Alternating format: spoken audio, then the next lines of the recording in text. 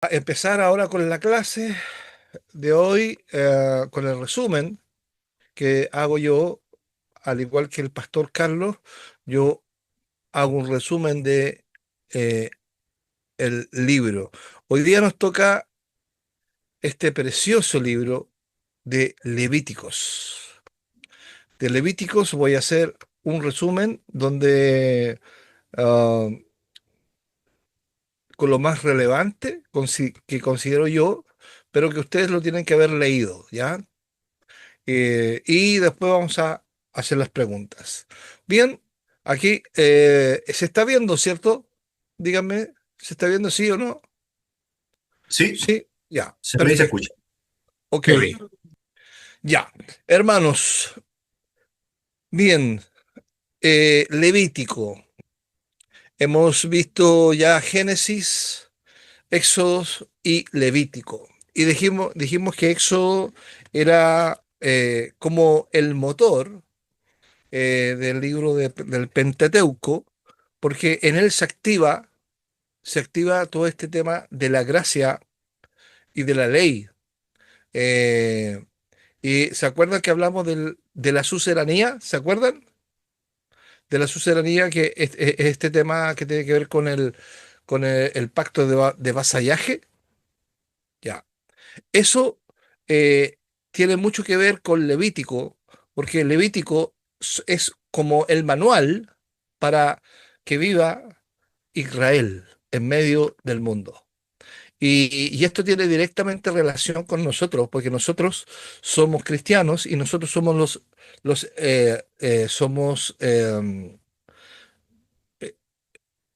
somos los cristianos del libro, por decirlo así, los creyentes del libro. ¿Y por qué el libro? Porque también contiene las instrucciones, como contenía las instrucciones el libro de Levítico.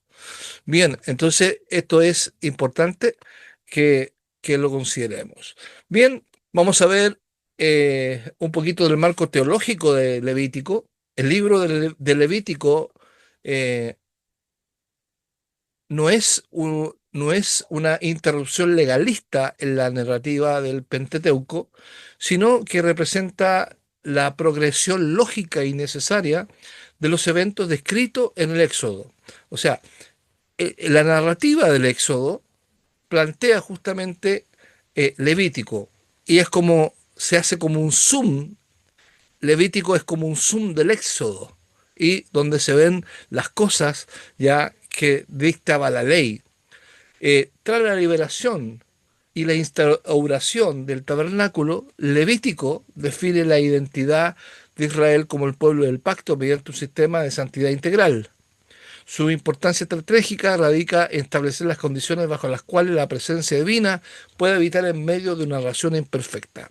En este sentido, la habitabilidad de la tierra prometida no es una concesión incondicional, sino un estado que depende directamente de la conducta y la santidad del pueblo. Entonces tenemos ahí el escenario, que es acampados a la sombra del Sinaí, del Temonte.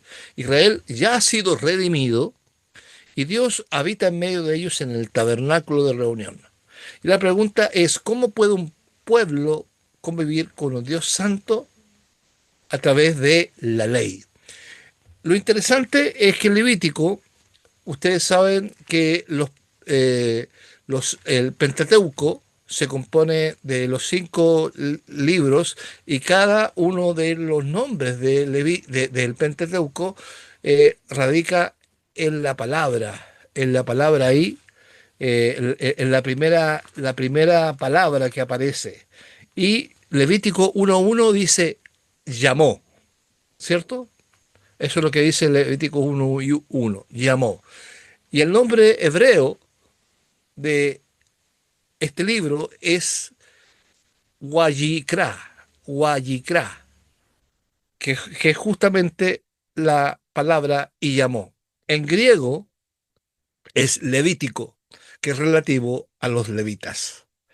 Eh, el propósito de Levítico es que es más que un código legal, es una Torá. ¿Qué es lo que es la Torá? Es la instrucción o disciplina. Es el manual detallado para la nación de sacerdote diseñado para mantener una comunión interrumpida con Dios. Ahora, eh, bajo la premisa, según la lectura del libro que estamos leyendo, bajo la premisa de David Clines, que fue un destacado erudito bíblico, profesor australiano en la Universidad de Sheffield, él, el Pentateuco se articula sobre el cumplimiento parcial de las promesas patriarcales, vale decir la tierra, la descendencia y la relación de pacto. Levítico actúa entonces como un puente crítico en este esquema.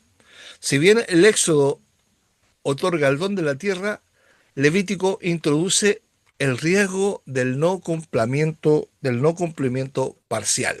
Esto es algo interesante, hermanos, ya que el Éxodo otorga el don de la tierra, vale decir, liberación, les otorga la libertad, la gracia, pero esta gracia está supeditada a que ellos cumplan la ley de Dios. Por eso hablábamos del pacto de suceranía, ya que tenían que cumplir la ley. Entonces Levítico dice 11:45, lo podemos leer.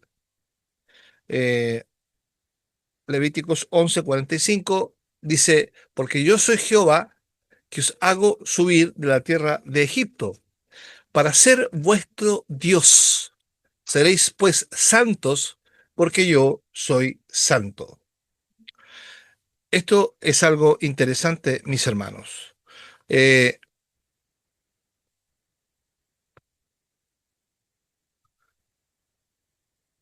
Todo Israel es llamado a ser un especial tesoro. Todo Israel, no alguna parte, sino que todo. Y, y es también llamado a ser un mediador de la santidad divina, lo que implica las leyes ceremoniales que son en realidad una norma de identidad nacional. La necesidad de esta santidad imitativa, porque es una santidad imitativa basada en Levíticos 11:45. Y digo imitativa, ¿por qué? Porque dice sed santos, porque yo soy santo. Se destila en los siguientes argumentos. Fundamento ontológico: la santidad de Israel emana de la esencia misma del carácter de Dios.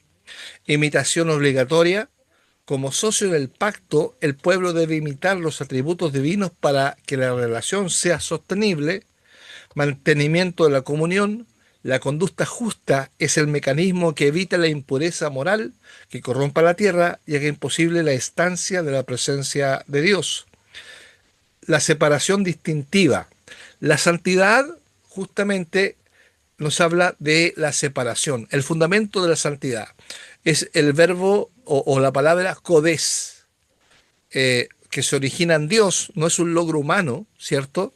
Sino que se refleja su carácter inmaculado de Dios y significa separación.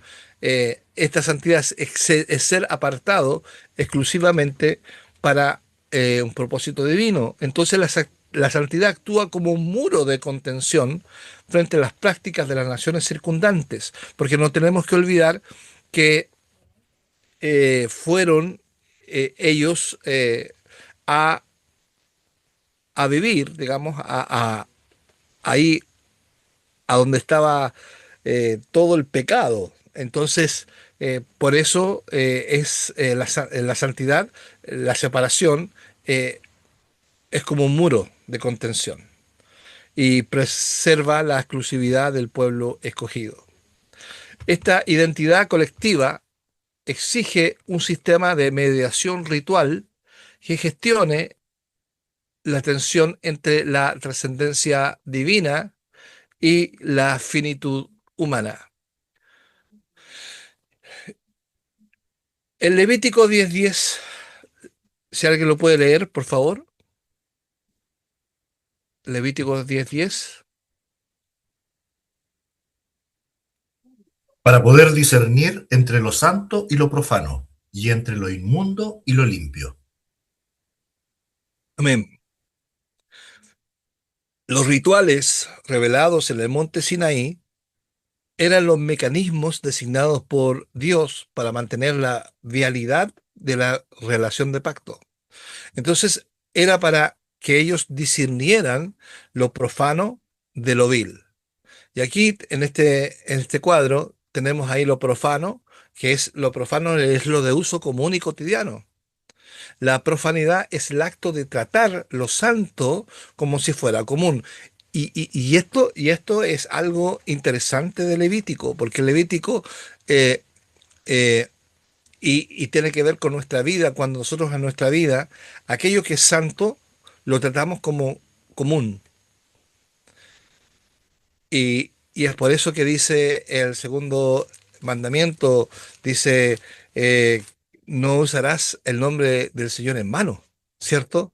Porque nos habla de la santidad del nombre de Dios. Entonces nosotros Tercero, tenemos la costumbre de hablar de Dios y de llenar la boca de Dios, pero estamos profanando el nombre porque lo estamos llevando a una esfera común, su santidad. Entonces, lo santo es aquello separado en forma exclusiva para Dios. Lo limpio es el estado aceptable para acercarse a la adoración de Dios. La adoración de Yahvé, este Dios eterno, es interesante que habla de un estado de limpieza. También fuera de lo sagrado está también lo profano, pero también está lo inmundo, que es una condición puede ser temporal o permanente, que hace inaceptable la participación del culto. Ahora, todo esto estamos hablando del tiempo del Pentateuco, porque ahora nosotros sabemos que en Cristo nosotros tenemos entrada liberada al tabernáculo, al trono de Dios. Eh, y eso es muy, damos gracias a Dios por eso. Ahora, aquí tenemos la arquitectura de Levítico. Tenemos el capítulo 1 al 16 y el capítulo 17 al 22. El capítulo 1 al 16 es el camino hacia Dios, que es como la forma vertical. La cruz, ¿cierto? Tiene un palo vertical que es hacia Dios. Y el capítulo 17 al 22 es la relación horizontal, es la cruz horizontal, o sea que forma la cruz. Eh, el camino hacia Dios, que nos habla de la relación vertical, nos habla del capítulo 1 al capítulo 16, cómo relacionarse con Dios Santo. Eh, ahí encontramos que están las ofrendas de paz, ofrenda por el pecado, los sacrificios de Aarón, eh, la purificación de la mujer después del parto, la ley de la lepra, ¿cierto? Tenemos ahí el día, hasta el día de la expiación, las impurezas físicas, etcétera. El enfoque son los sacrificios, el sacerdocio y la purificación. Eh, y aquí, en el capítulo 16 al 17, hay un punto de inflexión, ¿ya? Y el punto de inflexión justamente es el día de la expiación. Nosotros sabemos visto con el lente eh, hacia atrás, hacia el Éxodo, hacia Levítico, sabemos que esa expiación está en Cristo, ¿ya? Que es Cristo Jesús el día de la expiación, no es el Yom Kippur, no es el día que los judíos celebran, sino que es Cristo el día de la expiación, en la expiación. Ahora, eh, esto es interesante porque el capítulo 16 nos genera este punto de inflexión. Y desde el capítulo 17, si ustedes lo revisan, eh, ahí empieza la relación horizontal con Dios. Empieza con el santuario único, el acto de inmoralidad prohibidos, ya que tiene que ver con el pueblo, las leyes de santidad y justicia, la ley de sacerdote, la santidad de las ofrendas, etcétera. ¿Qué es lo que nos habla? Nos habla cómo conducirse como un pueblo santo. ¿Cuál es el enfoque? El enfoque es el código de santidad, la justicia social, las fiestas, que las fiestas son recordatorios de la misericordia de Dios y eran sombra de lo que se iba a vivir en Cristo. Por eso nosotros no celebramos las fiestas judías hoy día, porque tenemos a Cristo. Eh, Eso es algo importante que lo consideremos. No sé si alguno de ustedes tuvo alguna tentación de celebrar fiestas judías. Yo sí, yo tuve hace como 15 años tentación, pero ahí viendo la lectura bíblica me di cuenta que todo eso era una sombra de lo que teníamos en Cristo. Ah, y aquí, hermanos, vamos a hablar de la comunión, del camino a la comunión, que es la lógica del sacrificio. Eh, ahí sale la imagen del altar, este altar. En el Antiguo Testamento no enseña un concepto mágico del sacrificio. El rito mecánico por sí solo no perdona los pecados, sino que la expiación eh, es la gracia de Dios, respondiendo a un corazón genuinamente arrepentido. Ahora, el principio de identificación es algo interesante que nos habla Levítico 1:4. Dice, y estará con vosotros un varón de cada tribu, cada uno jefe de la casa de sus padres. O sea, que hay una identificación con un varón que eh, tenía que representar. La elección era gráfica, era personal y era solemne. El pecado costaba la vida. Entonces, eh, aquí tenemos la matriz de las ofrendas, la parte uno, que es la expiación. Nosotros tenemos los tipos de, de ofrendas. El holocausto, el propósito, el holocausto que era la ofrenda del todo quemada, ¿cierto? Era consagración total y expiación general, macho sin defecto totalmente quemado en el altar. Por el pecado, expiación por un pecado específico cometido sin intención, donde se quemaba la grasa y los sacerdotes comen el resto, y la expiatoria por la culpa, que es el pecado específico que requiere restitución, implica reparar el daño a la persona afectada más el sacrificio de Dios. Después había una ofrenda de cereal, ¿se acuerdan? La ofrenda de cereal. El propósito es asegurar buena voluntad, tributo o recuerdo. La naturaleza de la ofrenda de cereal es que era la única ofrenda sin sangre, harina fina, aceite, incienso, sin levadura. Un puñado se quema y el resto es de provisión para los sacerdotes. Y también existían los sacrificios de paz, que se llamaba el selamim, que propósito, acción de gracias, cumplimiento de un voto o de voluntad propia. Se queman las partes grasas, la carne se comparte como una comida festiva frente a Dios. Entonces, aquí también tenemos la función del sacerdote. La función del sacerdote, porque la función del sacerdote es muy importante en Levítico, ya que él era el mediador. Él era el garante del estatus cultual, o sea, vale decir del culto, que administraba los sacrificios del altar. Era además mediador del sistema expiatorio, para decir que intercedía para asegurar la expiación del pueblo, y era una especie de pedagogo de lo sagrado, ya que enseñaba la distinción que había entre lo santo y lo profano. Bien, mis hermanos, ahora vamos a hablar de un poco la teología del sacrificio y el simbolismo de la sangre. Eh, nosotros sabemos que es interesante porque dice Levíticos 11, capítulo 17, versículo 11, dice que la vida, porque la vida de la carne en la sangre está. La teología del sacrificio, el Levítico trasciende la mera inmolación animal para convertirse en un lenguaje de sustitución y entrega. El rito no es una acción externa, sino una expresión de la gravedad del pecado y la necesidad de una vida que cubre la falta moral. Hermanos, en este contexto, la sangre posee un valor simbólico absoluto que representa la vida misma.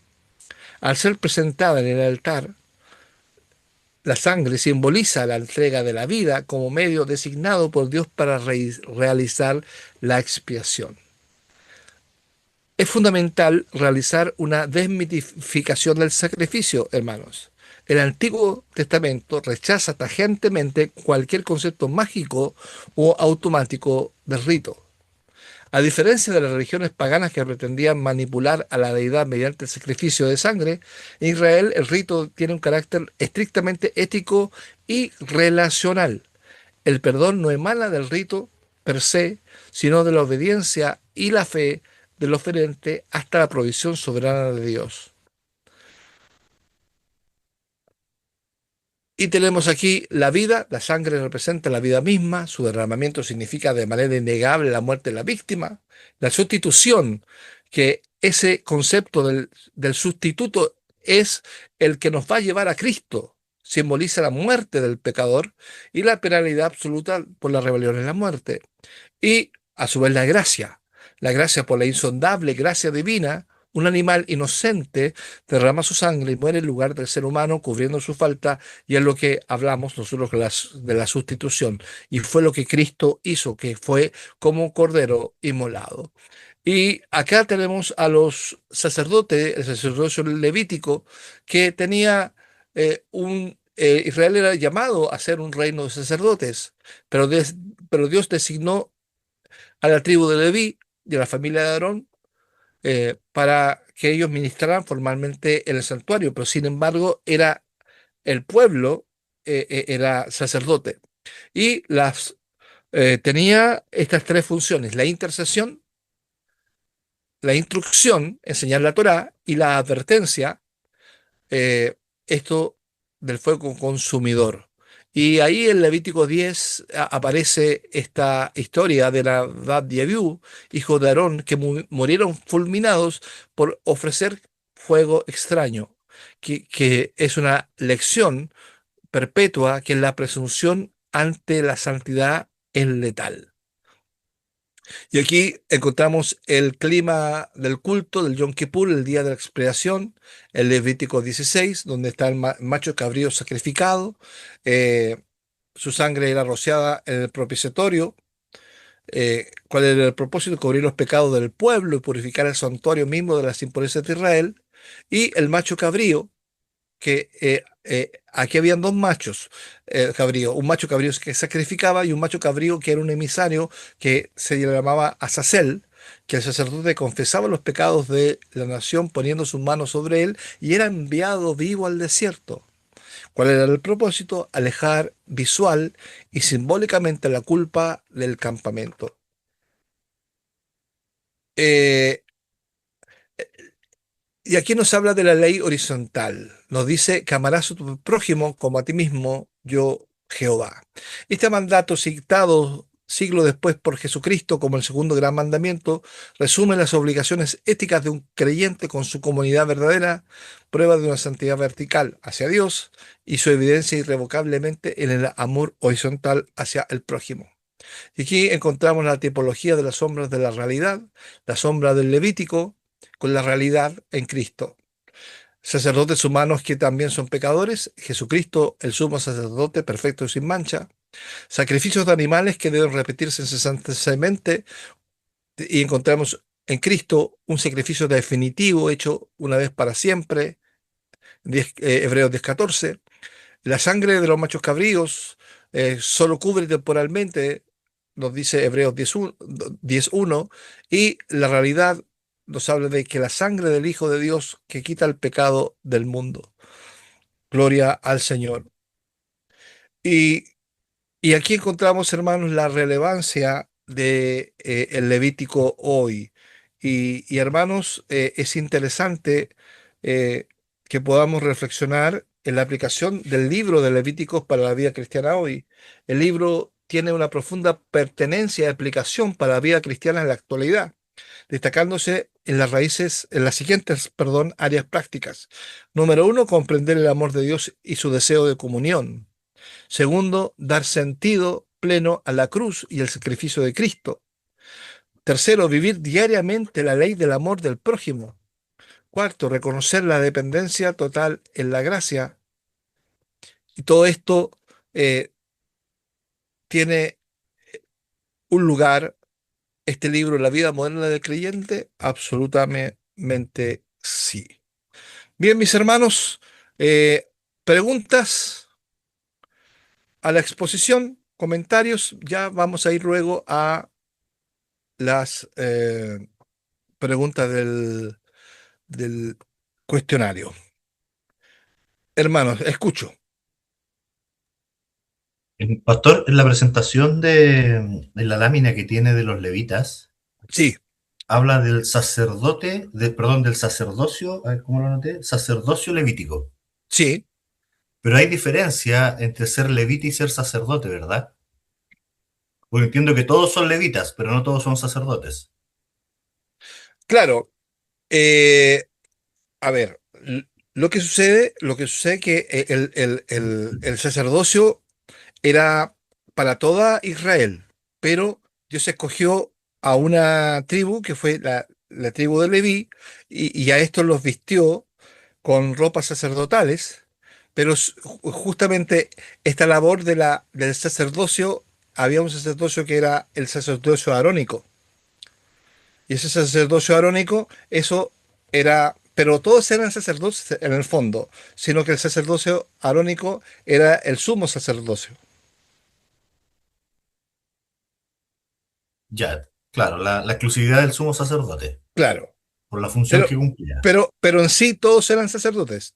Todos tenían tenían la labor en distintas, porque recuerda que los sacerdotes estaban ordenados por familias y algunos tenían, qué sé yo, cuando tenían que mover el tabernáculo, una familia se dedicaba a llevar, qué sé yo, los palos del tabernáculo, ¿Y otro esos llevaba también eran la- sacerdotes? Sí, también.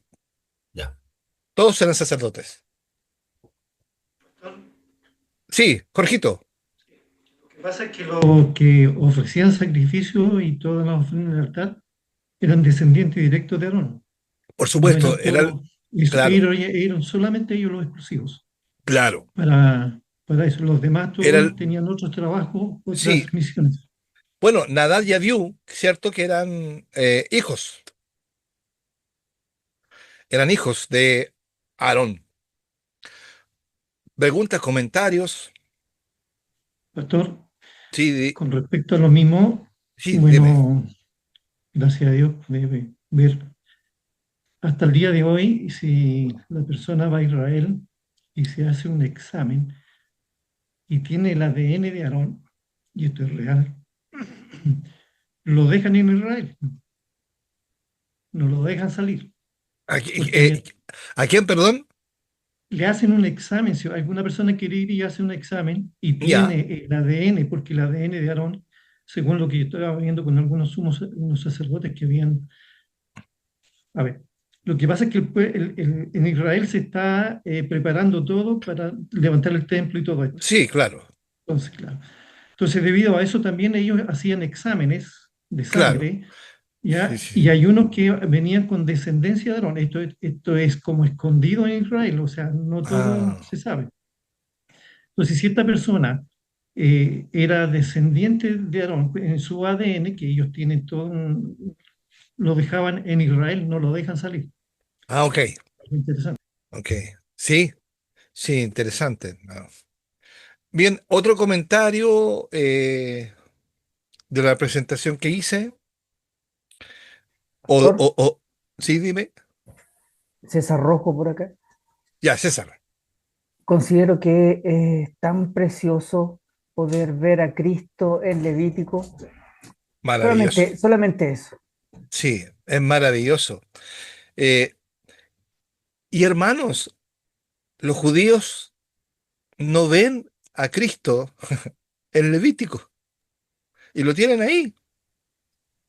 Y nosotros, hermanos, que por misericordia lo entendemos, chuta, nosotros vemos a Cristo en cada... Y fíjense que el capítulo 1 al 16 nos habla de el vertical, el palo vertical hacia Dios, y después el horizontal, nos habla de la cruz de Cristo. La cruz de Cristo es que tenemos el acceso a Dios y tenemos eh, la oportunidad de poder bendecir al mundo. Es maravilloso, Pastor, hermano. Sí, pastor, sí, dime.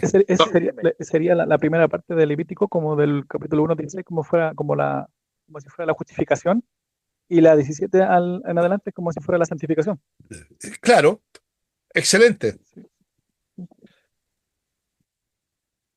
Aparte, bueno, Dale, Efraín. Dale, Efraín. evidentemente la complejidad del sistema, su simbología, lo intrincado de todo lo que había que realizar, ¿no?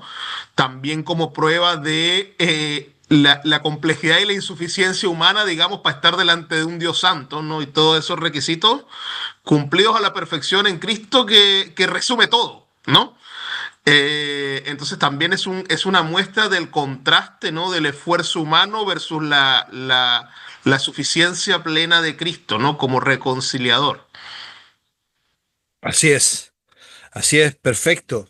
¿Algún otro comentario antes de ir a las preguntas y respuestas? Sí, pastor. Eh, Dale, Irra.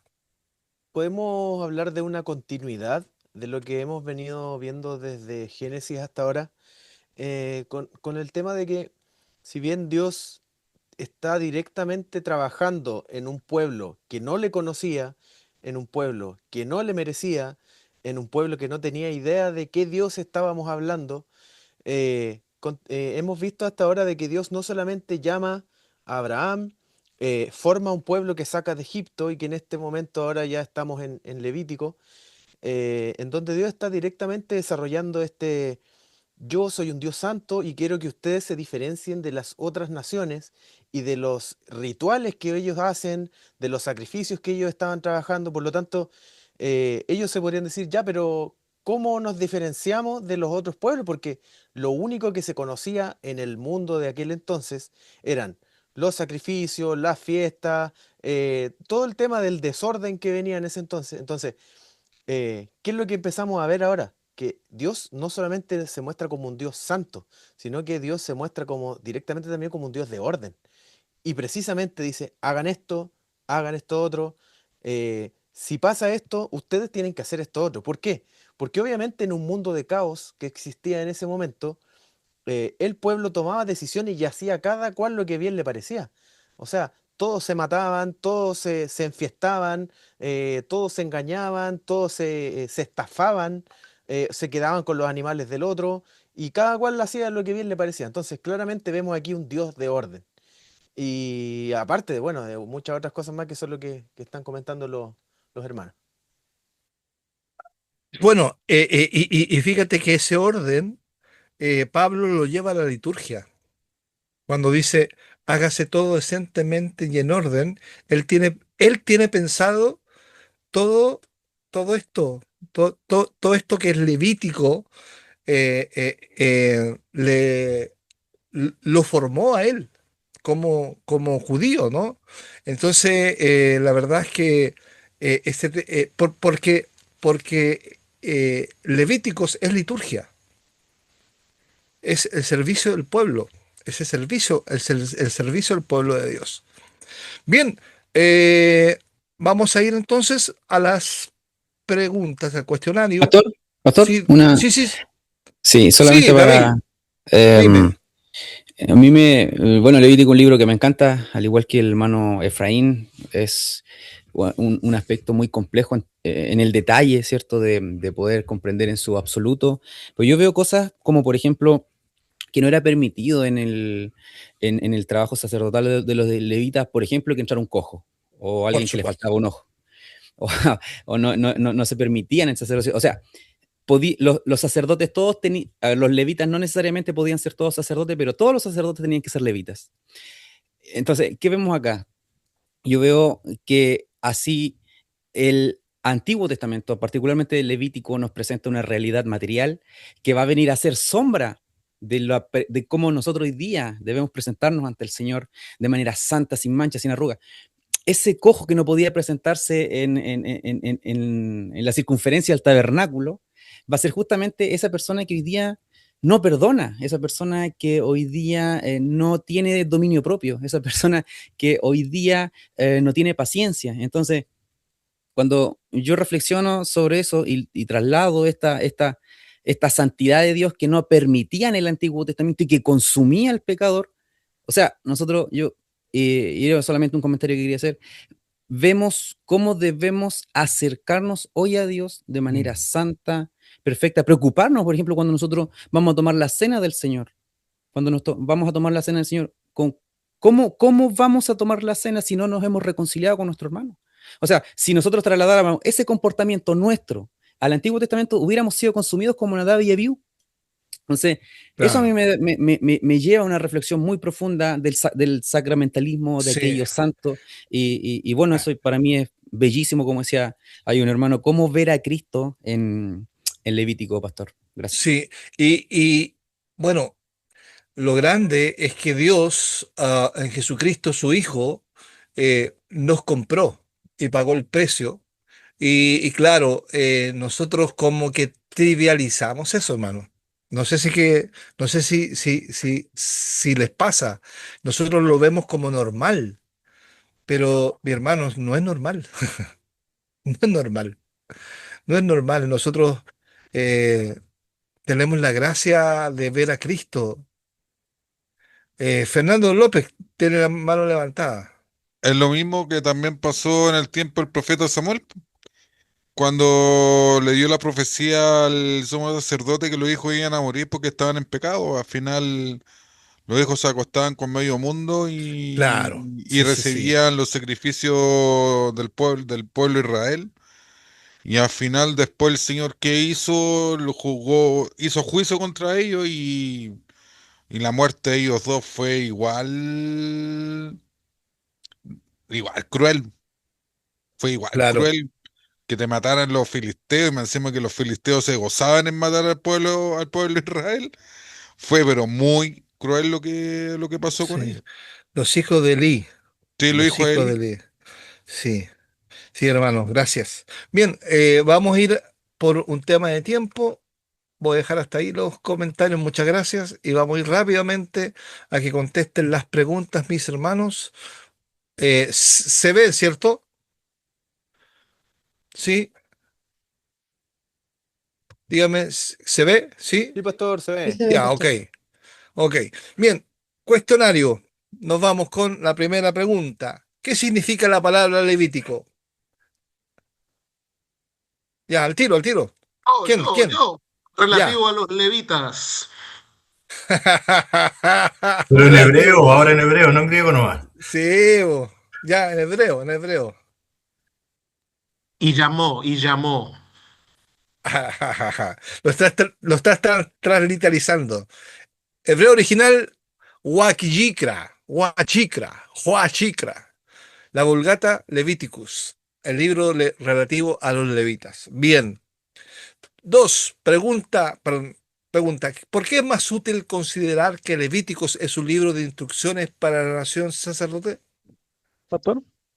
Dale. Sí, porque no es un simple código penal o una colección de leyes, sino que por eso es mejor considerarlo como la Torá, la instrucción, porque es un manual para cultivar la comunión con Dios de manera constante con Yahvé. Entonces, la manera como el pueblo puede vivir en comunión con Dios, cómo adorarlo y cómo mantenerse Así santo es. con eso. Excelente, excelente. Vamos con la tercera. Recuerden que vayan anotando las preguntas que le faltan, las respuestas que le faltan ahí. Ya. ¿Cuáles son las ofrendas que Dios reveló a Moisés en el monte Sinaí? ¿Quién la tiene? Voy yo. Ya. Dale. Eran 5 ofrendas básicas. Una de ellas, la de paz, que se veía en 3 tipos. Así, así que en total puede hablar de 7 formas de ofrenda. Están el holocausto, la ofrenda vegetal, la cereal, la ofrenda de paz, la ofrenda por el pecado, la ofrenda por la culpa. Cada una de ellas tenía un propósito distinto, pero Claro. todos apuntaban a acercar el pueblo a Dios de manera ordenada y santa. Sí, ahí las tengo. Mira, el holocausto la ofrenda por el pecado, la ofrenda expiatoria de la culpa, la ofrenda cereal y el sacrificio de paz, que eran tres, muy bien, tú dices, que era la acción de gracia, el cumplimiento de un voto y el voluntario de corazón alegre. Eso eran las ofrendas de paz. La última del voluntario de corazón alegre era una ofrenda que uno daba voluntariamente, Justamente, justamente. pero en forma de agradecimiento por lo que Dios Amén. te ha dado. Sí, sí, sí, porque el sacrificio de paz era agradecimientos, eran agradecimientos, era con la acción de Perdón. gracias. Bien, la cuarta pregunta, ¿cuáles eran las funciones del sacerdote? Ya las vimos, así que, ¿cuáles eran? Rápido, rápido, rápido. Pues yo, hermano, la función del sacerdote era servir como mediador entre Dios y el pueblo. El sacerdote instruía al pueblo, presentaba la ofrenda, hacía la expiación por el pecado y mantenía el fuego del altar encendido. Ya. Bien, los cuatro deberes del culto sacerdotal los tengo aquí: el altar, la sangre, las porciones y el discernimiento. Bien, vamos a la quinta pregunta. ¿Alguien que no haya contestado, por favor? ¿En qué radica el Me pasó. significado simbólico de la sangre? Ya, dale. La sangre representa la vida y su uso en los sacrificios simboliza el perdón y la purificación del pecado. Bien, bien, Andrés. Ahí está el costo del pecado y el sustituto inocente. Pregunta 6. ¿A qué se debe que el Antiguo Testamento nos enseña que ningún concepto mágico, no enseña ningún concepto mágico de sacrificio?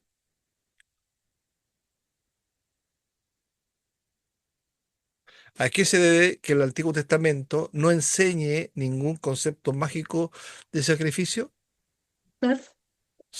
Bien, hermana, Aida. Ya, no sé si está bien. El Ya, Antiguo Testamento no enseña ningún concepto mágico de sacrificio. El hombre merecía morir por su pecado y así al es. ofrecer un sacrificio se colocaba bajo la misericordia de Jehová o Yahvé. El sacrificio era un sustituto de sí mismo y la sangre del sacrificio cubría su pecado. El israelita sabía, tal como lo enseñaron los profetas, que la eficacia no era atribuible al sacrificio, sino a la misericordia de Yahvé, confirmada en el pacto. Muy bien, hermana. Muy bien.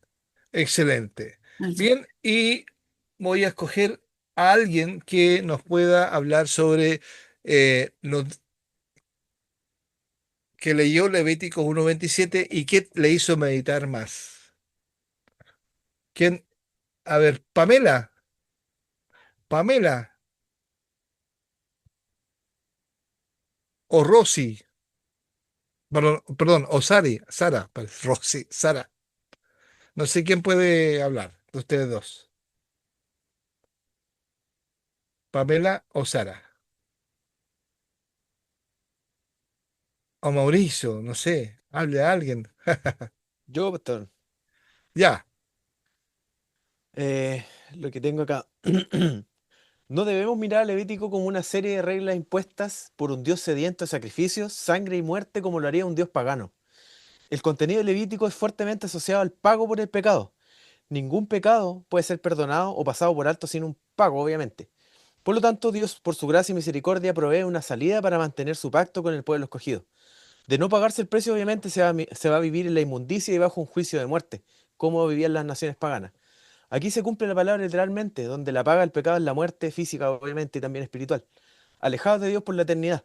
Pero un sacrificio era un modo de poder nuevamente tener cercanía con un Dios santo.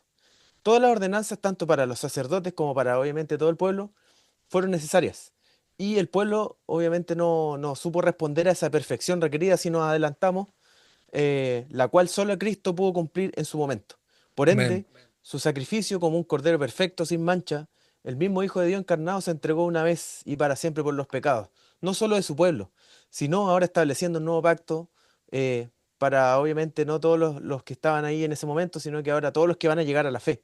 Comenzando desde Jerusalén, obviamente, el inicio del antiguo pacto, los patriarcas, los profetas, hasta el último gentil que va a llegar a la fe antes de la venida de Cristo.